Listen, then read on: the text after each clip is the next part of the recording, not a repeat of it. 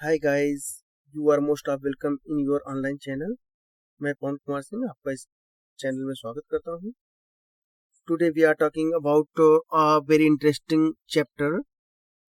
The name of the chapter is a letter to God. Actually में class 10th में एक महत्वपूर्ण किताब है। उस किताब का नाम है the first flight and the first chapter of first flight is a letter to God. उसमें से जो पहला चैप्टर दिया गया है वो लेटर टू गॉड है और ये बहुत ही इंटरेस्टिंग कहानी है। आप जानते हैं कि first impression is the last impression. इसी वजह से जब क्लास 10th में क्लास 9th के बच्चे प्रमोट करके आते हैं या जब 10th में पहुंचते हैं तो उनको इस एक इंटरेस्टिंग चैप्टर से स्वागत किया जाता है। And you know that the writer of this letter this chapter is mister GL Fuentes. Okay, अब यहाँ पे हम एक इमेज देख सकते हैं। Okay, this is image of the chapter A Letter to God written by Mr. GL Fluids. Okay, this is very important for your class. Next we are going to we are talking about the chapter.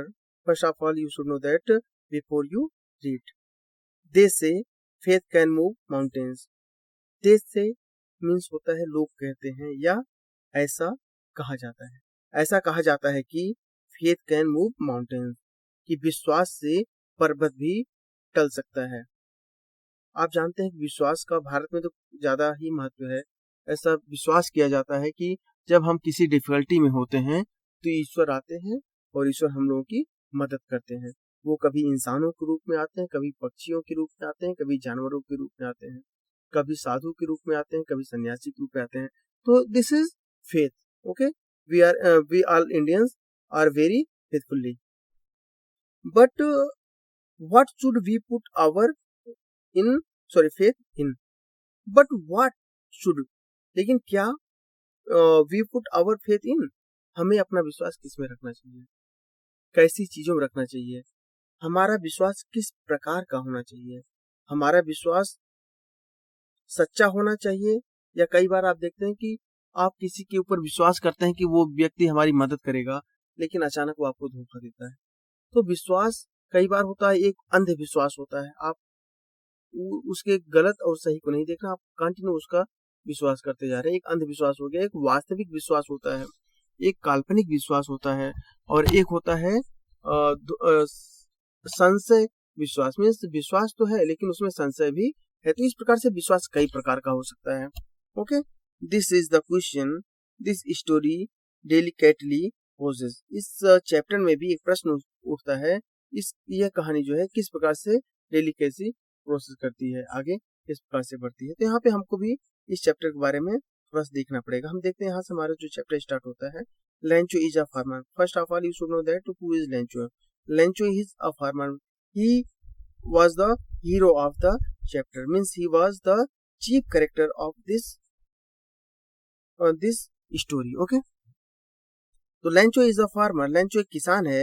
who writes a letter to God, उसने एक पत्र ईश्वर के नाम पर लिखा हुआ। Means वह किसान जिसका नाम लेंचो था उसने ईश्वर को एक पत्र लिखा। कब लिखा, एक प्रश्न तो बनता है। when his crops are ruined, जब उसकी फसल बर्बाद हो गई। मीन्स किसान लेंचो की फसल बर्बाद हो गई, और जब फसल बर्बाद होने के बाद उसके पास खाने पीने के लिए कुछ भी नहीं बचा, तो उसने ईश्वर को एक पत्र लिखा। एंड आस्किंग फॉर 100 पेसोज, और उसमें उसने 100 पेसोज की मांग की है। एक्चुअली जैसे पेसोज का मतलब होता है रुपया। जैसे भारत में रुपया होता है, सिक्के होते हैं, वैसे अमेरिका में डॉलर होते हैं, ऐसे ही पेसोज भी एक प्रकार का पैसा ही होता है। तो उसने कहा कि ऐ ईश्वर, मुझे आप 100 पेसोज भेज दीजिए, मुझे 100 रुपया भेज दीजिए, ये भारत के भाषा में। Does Lencho's letter reach the God, क्या लेंचो का पत्र भगवान तक पहुंचा? Does God send him the money, क्या ईश्वर ने पैसे भेजे? Think what your answer to this questions would be. आप विचार करें, आप सोचें कि आपका उत्तर क्या होना चाहिए। आपको इस बात पर विश्वास कर लेना चाहिए या नहीं करना चाहिए? अगर करना चाहिए तो क्यों, और नहीं करना चाहिए तो क्यों? इस पे आपको विचार करना है, आपको थिंक करना है। And guess how the story continue, और आप एक गेस करें, अनुमान लगाएं कि ये कहानी आगे कैसे बढ़ती है before you begin to read. इस कहानी को पढ़ने से पहले, मीन्स इस कहानी में क्या हुआ, लेंचो ने ईश्वर से पैसा क्यों मांगा, उसकी फसल कैसे बर्बाद हो गई, क्या गांव वालों ने उसकी मदद नहीं की, ये बहुत सारे प्रश्न हैं। और ये सारे प्रश्नों का जवाब तो इस कहानी में ही है, लेकिन इस कहानी को पढ़ने से पहले आप अनुमान लगाएं कि ऐसा क्या हुआ होगा जिस कारण से आपके लेंचो ने भगवान को एक पत्र लिखा। ओके, तो ये सब महत्वपूर्ण क्वेश्चन हैं और हमको इसको गेस करना, खुद अनुमान लगाना है कि ऐसा क्या हुआ होगा। हम चलते हैं अब स्टोरी पर। ये जो मैं आगे इसको भगा रहा हूँ, इसका कोई मतलब नहीं है, ये आपको बाद में क्लास में बताया जाएगा। Actually this is a form of letter, means कैसे लेटर लिखा जाता है, लेटर को कहाँ पर पोस्ट किया जाता है, ठीक वो उसी के बारे में बताया गया। तो हम चलते हैं अपने चैप्टर पर। एक्चुअली हमारा चैप्टर यहाँ से स्टार्ट होता है, means the story is begin from this place, the house, the only one in the entire valley. वह घर जो पूरी वैली में अकेला था। अब वैली क्या होता है, आपने देखा दो माउंटेन्स होते हैं और माउंटेन्स के बीच में गहरी जगह होती है, तो उसी गहरी जगह को हम वैली बोलते हैं। Means a place, a low place which is found in the middle of two mountains, okay, that is called as valley, set on the crest of low hill। Means उस पूरी वैली में एक घर था, और यह जो घर था वो लो हिल, जो निचली पहाड़ी थी, उस निचली पहाड़ी के क्रेस्ट मीन्स ऊंचाई पर, जो निचली पहाड़ी की चोटी थी, क्रेस्ट मीन्स चोटी मान लो आप, यहाँ पे निचली पहाड़ी थी, उस पहाड़ी की चोटी पर एक घर था। मीन्स पूरी वैली में, पूरी घाटी में एक पहाड़ी थी छोटी सी, उस पहाड़ी की सबसे ऊंची चोटी के पास में एक घर बना हुआ था। आप इस चीज को, इमेज को मैं आपको दिखा रहा हूँ कि आप किस तरह से इमेजिन कर सकते हैं। आप यहाँ इमेजिन करें, ये देखिए यहाँ माउंटेन्स है, ठीक, ये भी माउंटेन्स है, और ये देखिए निचली घाटी दिख रही है आपको, इसी को हम बोलते हैं वैली। इंग्लिश में वैली, हिंदी में घाटी बोलते हैं। ओके, और ये देखिए क्या है कि यहाँ पर वैलीज है, और वैली का जो क्रेस्ट है, क्रेस्ट पर एक घर बना हुआ आपको दिखाई दे रहा है। ओके, तो सेम ये हम इस चैप्टर में देख सकते हैं। ओके, फिर आगे क्या कहा जा रहा है, फ्रॉम दिस हाइट, इस ऊंचाई से, मीन्स जो लो हिल की क्रेस्ट है, चोटी है, और जहां पर घर बना हुआ है, उस ऊंचाई से one could see the river, वहां से कोई भी व्यक्ति नदियों को देख सकता है, and the field of ripe corn, और पके हुए मक्के के खेतों को देख सकता है। राइप कॉर्न माने पके हुए मक्के के खेत, डोटेड विद द फ्लावर्स, और ये मक्के के खेत फूलों से लदे हुए थे। डोटेड मीन्स लदे हुए, विद द फ्लावर्स फूलों से।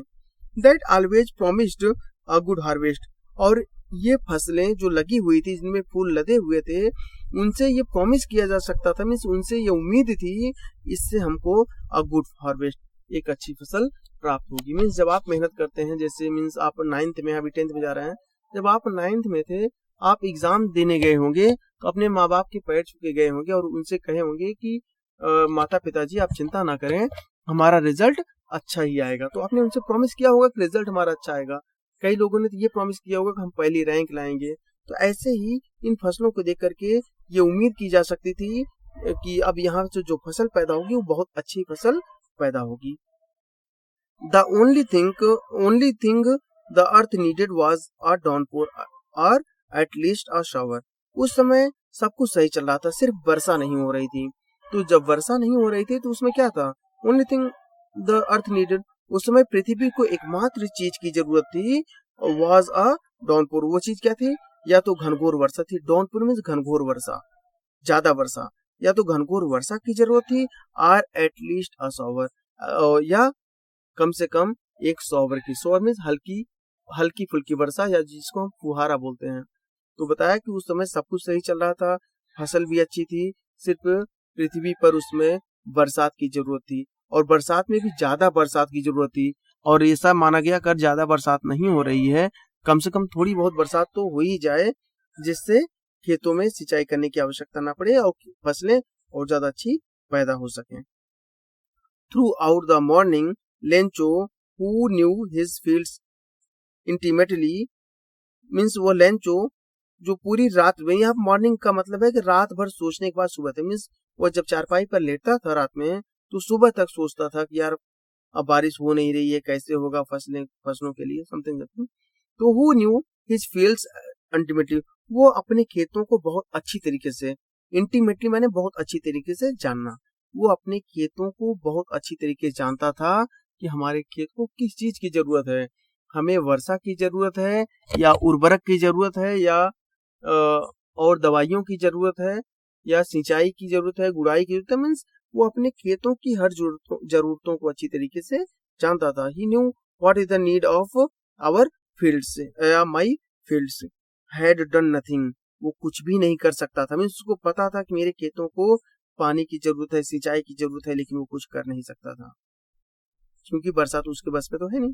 But see the sky toward the north east, लेकिन वो लेट करके चारपाई पर उत्तर पूर्व में बादलों को देखा करता था, क्योंकि वो उम्मीद कर रहा था उत्तर पूर्व की तरफ से वर्षा के बादल आएंगे और बारिश कराएंगे। इसके अलावा वो कर भी क्या सकता था, वो चारपाई पर लेटे हुए यही विचार करता था। Okay, now we are really going to get some water woman, Lencho कहता है, मीन्स लेंचो आप जानते हैं हीरो है वो।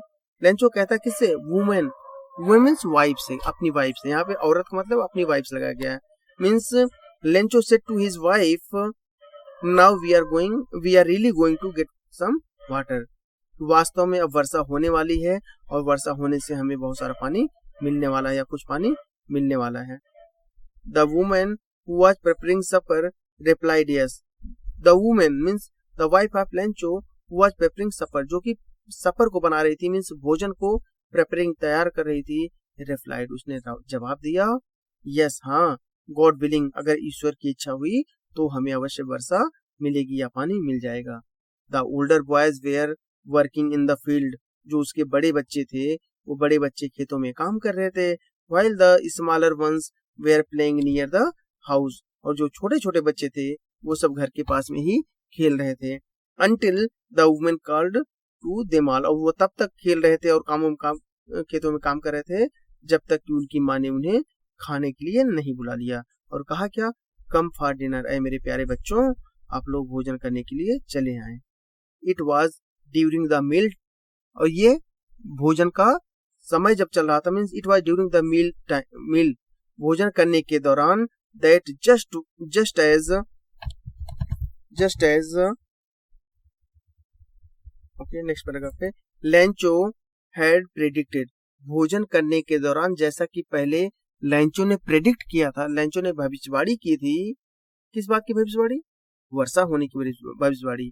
Big drops of rain began to fall, वर्षा की बड़ी बड़ी बूंदें गिरने लगी। मीन्स भोजन करते वक्त उसने कहा था कि मुझे उम्मीद है कि उत्तर पूर्व से बादल आएंगे और हमें बरसात प्राप्त होगी, और वास्तव में ऐसा ही हुआ। In the north east huge mountains of clouds could be seen approaching, उत्तर पूर्व की तरफ से ह्यूज माने बड़े बड़े माउंटेन्स ऑफ क्लाउड्स, बादलों के पर्वत आते हुए दिखाई दे रहे थे। उसने देखा कि उत्तर पूर्व की तरफ से वर्षा कराने वाले बड़े बड़े बादल हमारी तरफ आ रहे हैं। The air was fresh and sweet, और उस समय ताजी और अच्छी प्यारी सी हवा भी बहने लगी थी। The man went out for no other reason than to have the pleasure of feeling the rain of this body, यानी कि हर व्यक्ति pleasure of feeling the rain of his body, अपने शरीर पर वर्षा की बूंदों के आनंद को महसूस करने के लिए बाहर निकले हुए थे। उसके अलावा नो अदर रीजन, और कोई कारण नहीं था। मीन्स सभी लोग घरों से बाहर निकल गए जब वर्षा होने लगी, और उस वर्षा में लोग बाहर निकले उसका एकमात्र कारण था कि वर्षा से भीग करके उस भीगने का अनुभव लेना, चूंकि वर्षा बहुत दिन बाद हो रही थी और उन लोगों को वर्षा से बड़ा मजा आने वाला था। And when he return to explain, जब वह लौटा मीन्स लेंचो, ही एक्सप्लेन्ड, उन्होंने कहा, these are not raindrop falling from the sky, ये वर्षा जो रेनड्रॉप हो रही है, वर्षा की बूंदें गिर रही हैं, they are not only falling from the, they are new coins, ये नए नए सिक्के हैं। कहा कि जो वर्षा का पानी गिर रहा था वो एक्चुअली में वर्षा का पानी नहीं है। यहाँ कहा ना, these are not rain drops, ये वर्षा की बूंदें नहीं है, फॉलिंग फ्रॉम द स्काई, जो आकाश से गिर रही हैं। तो फिर क्या भैया, दे आर न्यू कॉइन, ये बड़े बड़े नए नए सिक्के हैं। The big drops are 10 cent pieces, जो बड़ी बड़ी बूंदें हैं 10 रुपए के सिक्कों के समान हैं। And the little ones are 5, और जो छोटी छोटी बूंदें हैं वो 5 रुपए के सिक्कों के समान है। मीन्स यहाँ पे लेंचो ये कहना चाहता है कि हमारे खेतों को पानी की ज्यादा जरूरत है। अब जब बारिश ज्यादा होगी तो हमारे फसलों को बड़ा फायदा होगा और हमें ज्यादा पैसे मिलेंगे, ठीक। और जो छोटी छोटी बूंदें हैं उनसे भी हमारी फसलों को फायदा होगा, और ये मान चलते हैं कि इनसे भी समझ लो कि आप 5 रुपए के समान फायदा हो रहा है, मीन्स हमारी फसलों की इससे भी फायदा होगा। ओके, नेक्स्ट चलते हैं। With a satisfied expression, he regarded the field of ripe corn with its flower. With a satisfied expression, संतुष्ट होकर के या मीन संतुष्ट के भाव से he regarded the field of ripe corn with the flowers. उसने फूलों से लदे हुए अपने कॉर्न के फसल को देखा। मीन्स उसने जो मक्के की खेत है वो फूलों से लदी हुई है उसके बारे में विचार करने लगा। And draped in a curtain of the rain, और ऐसा लग रहा था जैसे कि बारिश ने एक कर्टेन बना दिया हो। कर्टेन ऑफ रेन मतलब वर्षा का पर्दा। अब वर्षा का पर्दा क्या हो सकता है, आप इमेजिन कर सकते हैं। आप यहाँ चित्र में देखें, ये देखें, ये जो यहाँ पे दिख रहा है क्या है, वर्षा की बूंदें हैं, लेकिन ऐसे लग रहा है जैसे कोई व्हाइट कलर का पर्दा लगा दिया गया हो। ओके, यहाँ पे आप देख रहे हैं ना, ये व्यक्ति इसको क्या कर रहा है, महसूस कर रहा था। जो वर्षा की बूंदें गिर रही है, अगर आप देख रहे हैं इसको कैसे दिख रहा है, ऐसे लग रहा है जैसे कि वर्षा की बूंदें गिर रही है और एक कोई सफेद कलर का पर्दा लगा हुआ है। ओके, तो in this chapter Lencho he also feeling of this kind of the behaviour. Okay, next हम देखते हैं। बट लेकिन suddenly a strong wind began to blow, लेकिन अचानक ही एक तेजी से हवा बहने लगती है। And along with the rain very large hailstone began to fall, और वर्षा के साथ में पत्थर के बड़े बड़े पत्थर भी गिरने लगे। ओके, यहाँ पे दिया हुआ एक शब्द आप देख रहे होंगे, this is the hailstone. Hailstone means पत्थर का गिरना। तो यहाँ पर अब क्या हुआ, अब तक सिर्फ बारिश हो रही थी, लेकिन अब बारिश के साथ में बड़े बड़े पत्थर गिरने लगे हैं, हेलस्टोन गिरने लगे हैं। These truly did resemble new silver coins, और ये ऐसे लग रहे थे जैसे कि वास्तव में सिल्वर के कॉइन्स गिरे हों, चांदी के सिक्के गिरे हों। आपने भी कई बार देखा होगा किस तरह से बर्फ गिरे होते हैं, ठीक। तो यहाँ पे अब लग रहा सही में जैसे चांदी के सिक्के गिरे हुए हों। द बॉयज, वे बच्चे, exposing themselves to the rain, जो बच्चे अब तक बारिश में भीग रहे थे, रैन आउट जो बच रहे थे, exposing themselves to the rain, जो बच्चे अब तक अपने आप को वर्षा से बचा रहे थे, ran out to collect the frozen pearls, वे दौड़ करके फ्रोजन पल्स को इकट्ठा करने लगते हैं। यहाँ पे फ्रोजन पल्स का मतलब है, पल माने मोती होता है, फ्रोजन पल्स मीन्स यहाँ पर जो पत्थर गिरते हैं छोटे छोटे, आपने कई बार देखा होगा बारिश से पहले कई बार छोटे पत्थर गिरते हैं, उसे बोलते हैं फ्रोजन पल्स। तो ये बच्चे लोग जो अब तक घरों में छिपे हुए थे, बारिश से बचने का प्रयास कर रहे थे, वो जब देखते हैं कि बड़े बड़े पत्थर गिरे हुए हैं तो दौड़ करके वहां पर उसको कलेक्ट करने लगते हैं और इकट्ठा करने लगते हैं, और कहते क्या है, it is really getting bad now, exclaim the man. Exclaim the man means यहाँ पर मैन का मतलब है लेंचो। लेंचो ने एक्सक्लेम माने होता है शिकायत करना। उसने शिकायत किया, दुख से कहा कि it is getting bad now, अब तो बुरा होने जा रहा है। मीन्स अब तक तो बड़ा खुश था कि यार बहुत अच्छा हो रहा है, बारिश हो रही है, बारिश के कारण हमारी फसलों को बड़ा फायदा होगा, लेकिन अभी वो बड़ा चिंतित हो गया। क्यों हो गया चिंतित? क्योंकि अब उसको लग रहा कि जब पत्थर गिर रहे हैं और इस पत्थरों से तो हमारा बड़ा नुकसान हो जाएगा। ओके, अब इससे क्या होगा, बड़ा नुकसान होगा। They are new okay sorry हाँ, यहाँ से हम देखेंगे सिल्वर कॉइन यहाँ से। Okay, it did not pass quickly, I hope it passes quickly, और ये कहता है कि अब मुझे उम्मीद है कि ये जो पत्थर गिर रहे हैं ये जल्द से जल्द बंद हो जाएंगे और जो बारिश हो रही है वो भी बंद हो जाएगी। It did not pass quickly, लेकिन ये पत्थर जो गिर रहे थे, जो बरसात हो रही थी, जो तूफान और हवा चल रही थी, ये अभी जल्दी से जाने वाली नहीं थी। फॉर एन आवर, घंटों तक the hell rained the houses on houses, ये जो वर्षा थी घंटों भर चलती रही। यहाँ पे हेल रेन लिखा है, मीन्स नर्क करने वाली वर्षा, मीन्स ऐसी वर्षा जो नुकसान पहुंचाने वाली थी। घंटों तक नुकसान पहुंचाने वाली वर्षा होती रही। The garden, the hill side and the cornfield on the whole valley. यहाँ तक कह रहे हैं कि चाहे वो गार्डन रहा हो, बगीचा रहा हो, चाहे हिल साइड रहा हो, एंड चाहे वो कॉर्नफील्ड ही रहा हो, चाहे मक्के का खेत ही क्यों न रहा हो, ऑन द होल वैली, यहाँ तक कि पूरी की पूरी घाटी, पूरी घाटी में ये पत्थर और ये जो वर्षा थी वो सब फैल गए थे। द फील्ड वाज वाइट, और ये फील्ड पूरे तरह से सफेद हो गया। मीन्स कौन सा? मक्के का खेत, hill side, garden, ETC. Field was white, ये पूरा का पूरा फील्ड सफेद हो चुका था। As if covered with salt, जैसे कि पूरे मैदान में किसी ने व्हाइट कलर का नमक फैला दिया हो। ठीक, आप इमेज करें। यहाँ पे ये देख रहे हैं आप, ये कोई व्यक्ति खड़ा है, यहाँ पे क्या हुआ? पूरा पत्थर गिरा हुआ है, इसी को हम बोलते हैं हेल स्टोन। ओके, ये जो पत्थरबाजी होती है। अब आपको क्या दिख रहा है? देखिए, जैसे लग रहा है पूरा कोई यहाँ पे किसी ने सफेद कलर का नमक फैला दिया हो। ओके, तो इस तरीके से हम इस स्टोरी को देख रहे हैं, और हमने यहाँ पर अब 3 पैराग्राफ समाप्त कर दिए हैं। यहाँ से चौथा हम नेक्स्ट क्लास में स्टार्ट करेंगे।